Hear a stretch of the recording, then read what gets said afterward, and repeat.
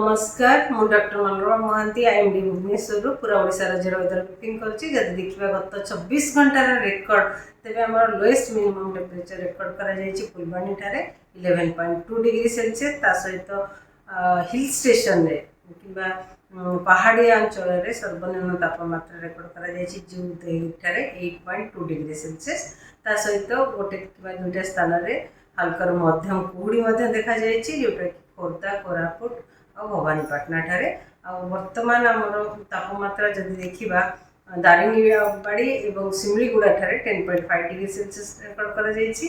फुलबाणी ठारे 11.2 degree Celsius record करा जायछि। राउरकेला ठारे 12.1 डिग्री सेल्सियस। मैक्सिमम टेम्परेचर माने डे टेम्परेचर का जोटा आम रेकॉर्ड करा जायछि काली संध्या बेले रेकॉर्ड होइतिला जोटा संबलपुर ठारे 32 डिग्री सेल्सियस रेकॉर्ड करा जायछि। बरगढ़ ठारे 31.6 डिग्री सेल्सियस। अनुगुल ठारे 31.5 डिग्री सेल्सियस टेम्परेचर रेकॉर्ड करा जायछि।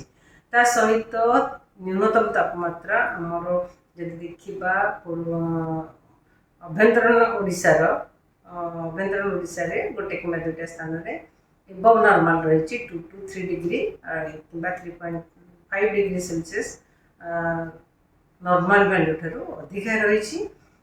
कोरापुट पारादीप जब देखा 2 डिग्री कि अराउंड 2 डिग्री सेल्सियस स्वाभाविक तापमात्रा ठारू कम रही। अलग जगह गुड़िक स्वाभाविक तापमात्रा रियलाइज होती। वर्तमान सेमती किसी सिग्निफिकेंट वेदर सिस्टम नहीं माने विशेष पाणीपागर स्थिति नहीं जहाँफल आगामी 7 दिन पर्यंत वर्षा होबार संभावना नहीं। पाग मुख्यतः शुक्ला रही संभावना रही। आमर घन कुहुड़ीर भी वार्निंग जारी करा जाए ना। घन कुहुड़ी होबार विशेष संभावना नहीं किंतु हल्का मध्यम कुहुड़ी आगामी 5 दिन पर्यंत किछि जिलार कांभा स्थान रही संभावना रही।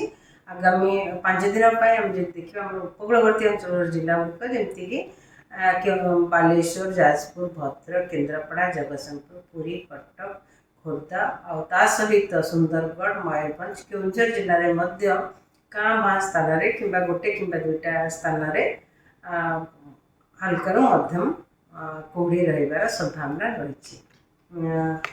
आमर जो देखा नाइट टेम्परेचर कि मिनिमम तापमात्रा जब फोरकास्ट देखा आगामी 4 दिन भितर टेम्परेचर नाइट टेम्परेचर विशेष परिवर्तन होबार संभावना नहीं किंतु 4 दिन पर 2 ରୁ 3 डिग्री टेम्परेचर ह्रास पाइबार संभावना रही। धन्यवाद।